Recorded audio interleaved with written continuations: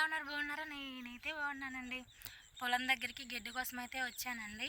బర్రెల కోసం. గడ్డి అయితే లేదండి సరిగ్గా ఎక్కడన్నా కొద్దిగా ఉంది. వాటి కోసం అయితే చిన్న గడ్డలో ఒకలాగా ఎంపలాడుకోవాలి కదా. ఏంటమ్మా వెనకాల అంత ఎత్తుగా ఉందనుకుంటున్నారా? గడ్డి అండి, గడ్డి.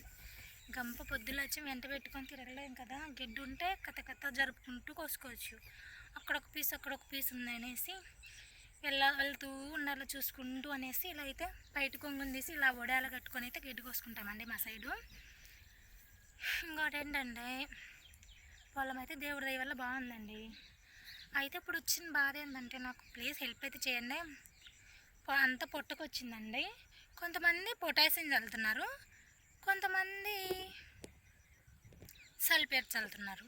ఇప్పుడు పొటాషియం మేలా సల్ఫేట్ మేలా ఈ రెండిట్లో ఏది మేలో నాకైతే నిజంగా అర్థమవటం లేదు.